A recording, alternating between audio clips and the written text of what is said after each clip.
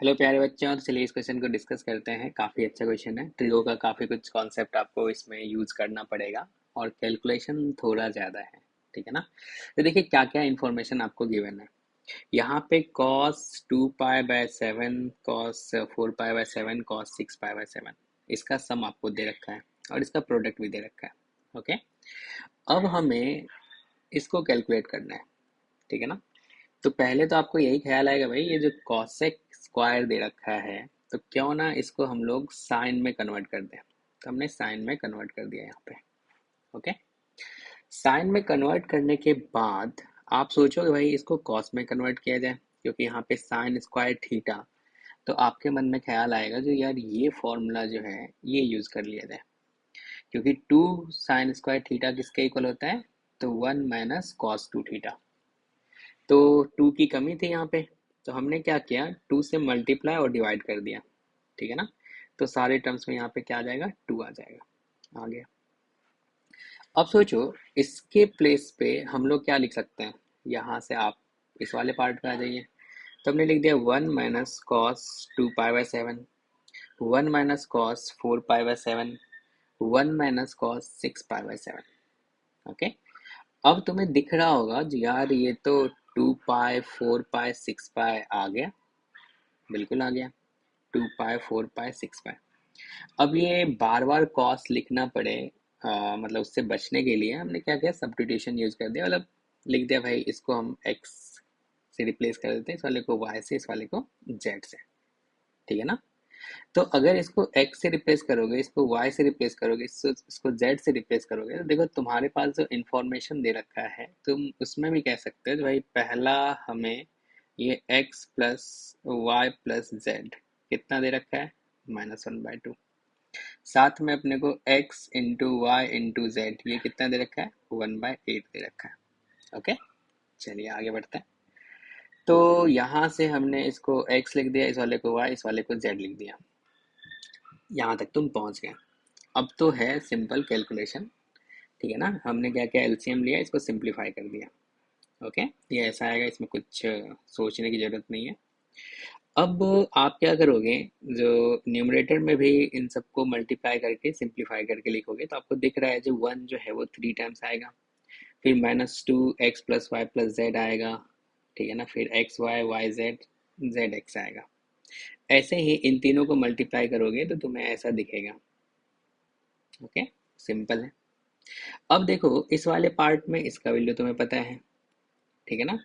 इसका वैल्यू पता है, लेकिन तुम्हें प्रोडक्ट एक्स वाई मतलब X Y plus Y Z plus Z X ये तुम्हें नहीं पता है।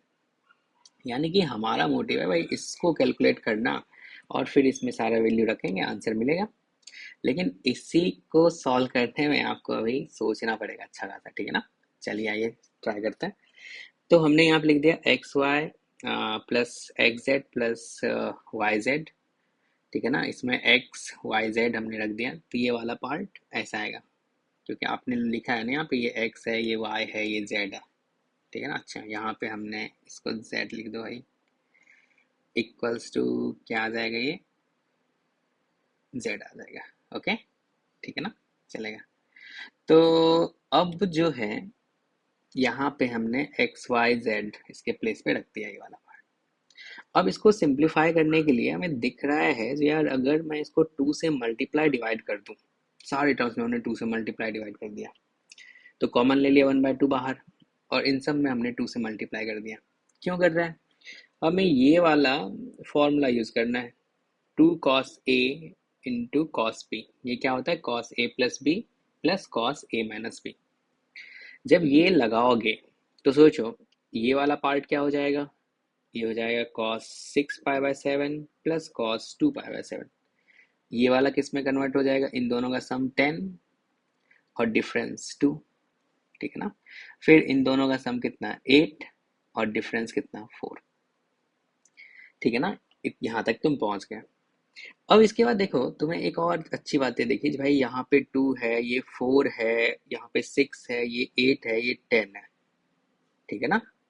मतलब एंगल तो भाई एपी में है, बस एक एंगल को छोड़ के 2 पाई बाय 7।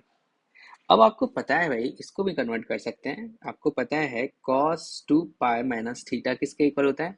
cos थीटा के इक्वल होता है। तो हमने इस cos 2 पाई/7 को हमने लिख दिया cos 2 पाई माइनस 12 पाई/7। ये तो एक्चुअल में 2 पाई/7 ही है, ठीक है ना, क्योंकि 14 माइनस 12 करोगे तो 2 पाई ही आएगा। तो बताओ ये वाला किसके इक्वल हो जाएगा? cos 12 पाई/7। यानी कि इसको आप रिप्लेस कर सकते हो किससे? cos 12 पाई/7। हमने यहाँ पे लिख दिया। अब देखो सारा एंगल तुम्हें एपी में दिख रहा है।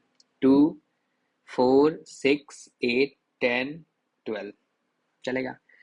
अब ये वाला हमें पहले कैलकुलेट करना पड़ेगा। अब याद करो, तुमने एक फॉर्मूला पढ़ा था, चाहे cos theta plus alpha, cos theta plus 2 alpha, ठीक है ना। जब एंगल क्या हो, एपी में हो, cos का सीरीज, तो आपने पढ़ा था sine number of terms into common difference by 2 upon sine common difference upon 2, cos of first angle plus last angle upon 2। First angle ये है, लास्ट एंगल ये है, कॉमन डिफरेंस क्या है? अल्फा है, नंबर ऑफ टर्म्स कितना है? n है। तो बस इसी के प्लेस पे हमने यहाँ पे रख दिया, चलेगा। अब चलो इस वाले पार्ट में, मतलब फॉर्मूला आपको याद करके रखना है, ये बहुत बार काम आएगा आपको।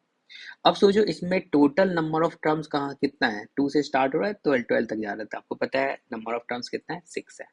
कॉमन डिफरेंस कितना है भाई? 2 पाई/7 है। फर्स्ट एंगल क्या आपका? 2 पाई/7 है। लास्ट एंगल क्या है? 12 पाई/7 है। क्या इसको हम लोग लिख सकते हैं 1/2? बाहर में है ये। अब लिखा आपने sine number of terms into common difference upon 2 upon sine common difference upon 2 cos of first angle plus last angle upon 2, ऐसा आ जाएगा। अब सोचो ये 2 गया तो क्या ये 6 पाई/7 हो गया? नीचे में ये कितना हो गया? साइन पाई/7 हो गया। और इसको कैलकुलेट करोगे तो ऊपर में कितना हो गया? 14 पाई/14 आ जाएगा। तो यानी कि पाई आ गया। ओके। अब आपको पता है यहाँ पे इस वाले पार्ट को आपको दिख रहा है जो भाई, आपको पता है ना sine pi minus theta equals to क्या होता है? साइन थीटा होता है, ठीक है ना। तो हमने बस ये दोनों क्या होगा? इक्वल होगा, कैंसिल आउट कर दिए। इसका वैल्यू कितना होगा भाई? -1 होगा। तो कितना आ गया? -1/2। अब सोचो तुम्हें सारा वैल्यू, तुम्हें यही कैलकुलेट करना था ना, ठीक है। अब सोचो इसका वैल्यू कितना दे रखा था? पहले से गिवन है, कितना है भाई? -1/2 है। इसका वैल्यू तुमने कैलकुलेट किया कितना? -1/2। इसका वैल्यू कितना गिवन है तुम्हें? 1/8।